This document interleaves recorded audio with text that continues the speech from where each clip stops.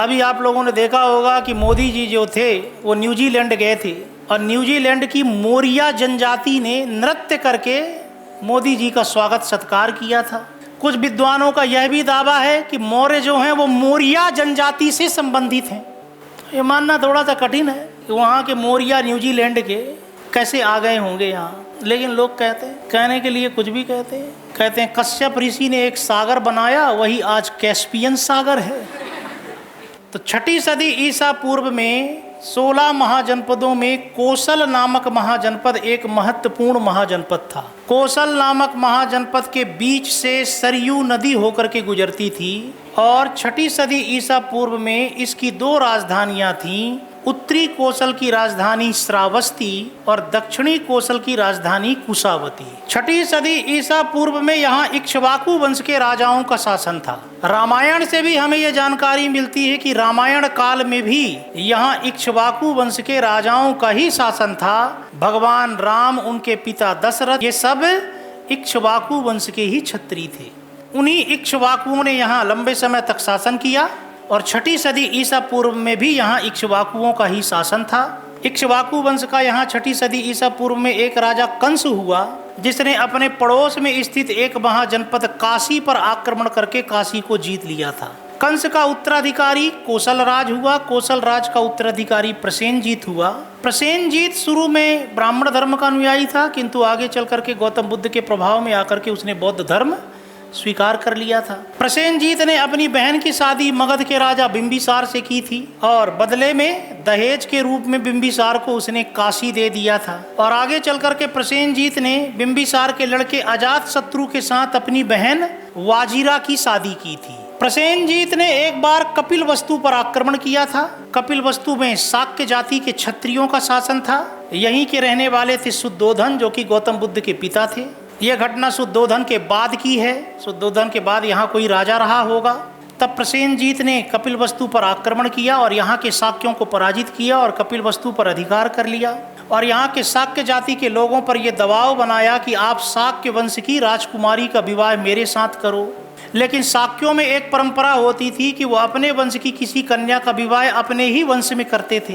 तो यहाँ के शाक्यों ने शाक्य वंश की राजकुमारी का विवाह प्रसेनजीत के साथ न करते हुए एक शूद्र जाति की कन्या का विवाह प्रसेनजीत से करवा दिया, ये कहते हुए कि ये शाक्य राजकुमारी है। उसी शूद्र जाति की कन्या से प्रसेनजीत का पुत्र पैदा हुआ विदूडभ। एक बार विदूडभ गया था अपनी ननिहाल कपिलवस्तु। जब वो बड़ा हो गया था तो वहाँ के लोगों ने इसका बड़ा मजाक उड़ाया था कि तुम तो दासी के पुत्र हो।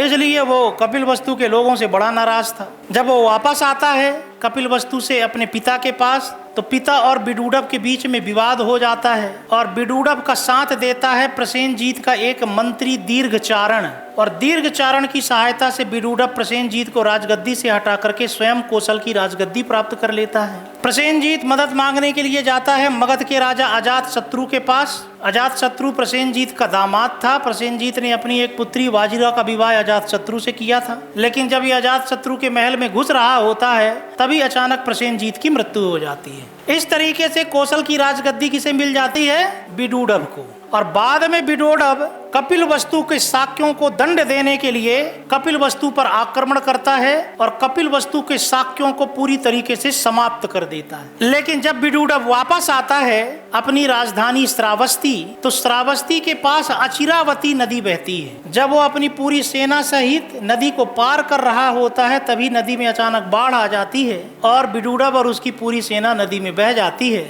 विदूडभ के मरने के बाद चूंकि विदूडभ का कोई उत्तराधिकारी नहीं था, तो फिर कोसल पर अधिकार करने का मौका मिल गया मगध के राजा अजातशत्रु को और अजातशत्रु कोसल पर अधिकार कर लेता है। अब यहाँ बौद्ध ग्रंथ महावंश टीका में एक जानकारी मिलती है कि जब विदूडभ ने कपिलवस्तु पर आक्रमण किया था और वहाँ के शाक्यों को मौत के घाट उतारा था, तो बहुत सारे शाक्य जान बचाने के लिए भाग आए थे उत्तर प्रदेश के गोरखपुर जिला के आसपास। उत्तर प्रदेश के गोरखपुर जिला के आसपास उन दिनों पीपल के पेड़ का एक जंगल हुआ करता था। उस जंगल को पिप्पिली वन कहते थे और वो शाक्य इसी जंगल में आकर के बस गए थे। चूंकि पिप्पिली वन यानी पीपल के पेड़ों के जंगल में मोर ज्यादा रहते थे, इसलिए यहाँ रहने वाले लोगों को मोरीय कहा जाने लगा और उन्हें ही धीरे धीरे मौर्य कहा जाने लगा। इसीलिए कई विद्वानों का ऐसा मत है कि मौर्य वंश के जो राजा थे वो मूल रूप से शाक्य जाति के क्षत्रिय थे। सोशल मीडिया में कई प्रकार की इंफॉर्मेशन रहती है। अभी तो एक इंफॉर्मेशन ये भी मुझे समझ में आई, अभी आप लोगों ने देखा होगा कि मोदी जी जो थे वो न्यूजीलैंड गए थे और न्यूजीलैंड की मोरिया जनजाति ने नृत्य करके मोदी जी का स्वागत सत्कार किया था। कुछ विद्वानों का यह भी दावा है कि मौर्य जो हैं वो मोरिया जनजाति से संबंधित हैं। ये मानना थोड़ा सा कठिन है कि वहाँ के मोरिया न्यूजीलैंड के कैसे आ गए होंगे यहाँ, लेकिन लोग कहते हैं, कहने के लिए कुछ भी कहते हैं। कश्यप ऋषि ने एक सागर बनाया, वही आज कैस्पियन सागर है।